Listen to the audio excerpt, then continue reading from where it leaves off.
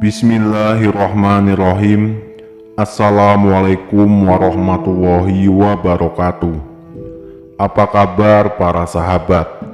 Harapan dan doa saya, semoga sahabatku semua selalu diberikan kesehatan, dilapangkan rezekinya, dan diampuni dosa-dosanya. Amin ya robbal alamin. Para sahabat yang dicintai oleh Allah Subhanahu wa Ta'ala, keberadaan cicak menjadi salah satu hewan yang akrab dengan kehidupan sehari-hari kita. Kehadirannya yang seringkali terlihat menempel di dinding rumah membuat kita terbiasa dengan kehadirannya. Meskipun kadang tidak terlalu mengganggu, tetap penting bagi kita untuk tetap waspada. Informasi yang beredar mengungkapkan bahwa cicak termasuk dalam kategori binatang yang berbahaya dan berpotensi membahayakan kita. Namun, di balik sisi yang mungkin menakutkan itu, kita juga dapat melihat keberadaan cicak sebagai salah satu petunjuk dari Allah Subhanahu wa Ta'ala. Dalam agama Islam, hewan-hewan seringkali dianggap sebagai tanda-tanda atau isyarat dari Allah Subhanahu wa Ta'ala. Banyaknya cicak di rumah ternyata memiliki dua makna yang saling bertolak belakang, yaitu sebagai pertanda buruk sekaligus pertanda baik, tergantung dari sudut pandang mana kita melihatnya. Keberadaan cicak di dalam rumah seringkali dikaitkan dengan hal-hal yang memiliki sentuhan mistik, terutama oleh beberapa orang di Indonesia. Bagi mereka yang mempercayai hal semacam itu, kehadiran cicak yang jatuh di dekat penghuni rumah juga dianggap sebagai pertanda akan datangnya bencana atau nasib buruk. Selain itu, tak sedikit juga yang meyakini bahwa suara cicak yang terdengar di dalam rumah merupakan pertanda kedatangan kuntilanak.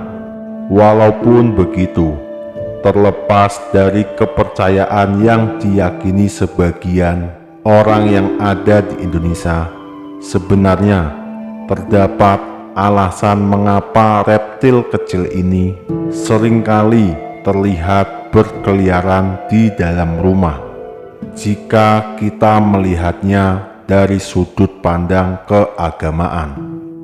Memahami ilmu hikmah Allah dalam menciptakan makhluk adalah suatu hal yang penting, karena selain cicak, setiap makhluk yang Allah ciptakan pasti memiliki hikmah yang beragam. Pertama, keberadaan makhluk tersebut merupakan ujian dan kebaikan bagi manusia.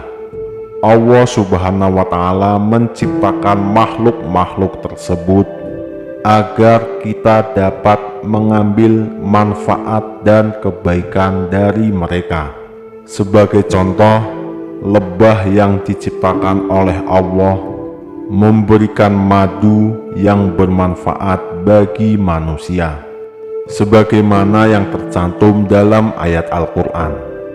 Demikian pula nyamuk yang diciptakan oleh Allah Subhanahu wa Ta'ala memiliki manfaat dalam bidang ilmu pengetahuan. Maka penciptaan makhluk-makhluk ini menjadi ujian bagi kita untuk memperoleh manfaatnya, karena semua hal tersebut terdapat hikmah yang tersembunyi.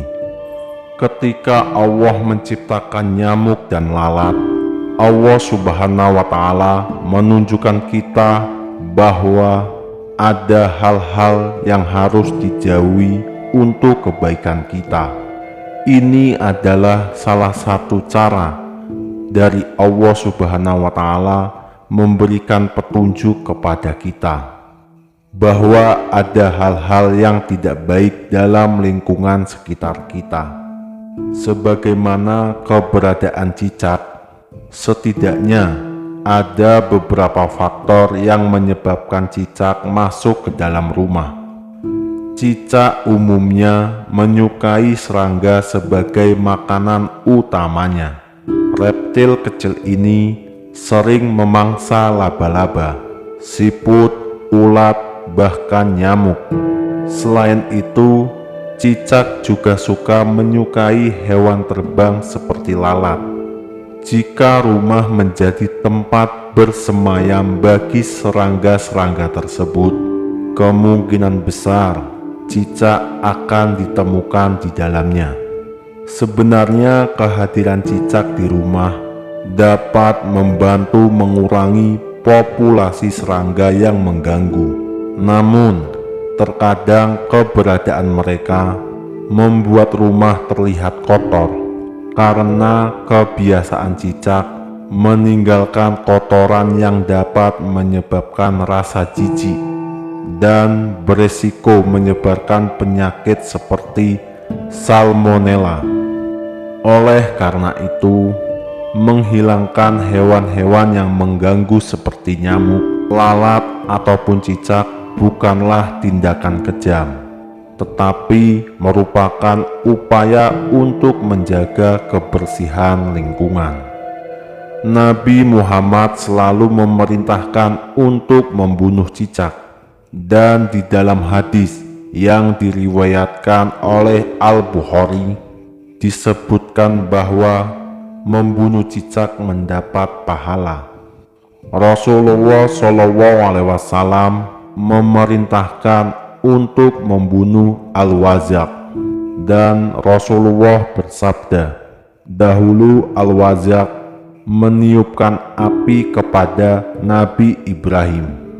Kemudian dari Aisyah telah mengabarkan bahwasanya Nabi bersabda, bunuhlah al-wazaq, karena sesungguhnya ia meniupkan api kepada Ibrahim.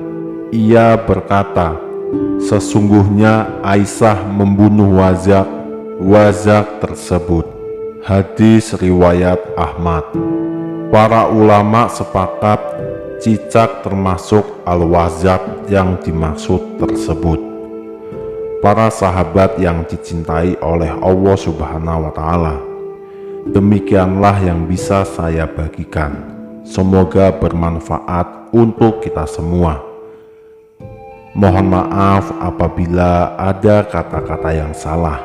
Terima kasih. Wassalamualaikum warahmatullahi wabarakatuh. Allahu a'lam bishawab.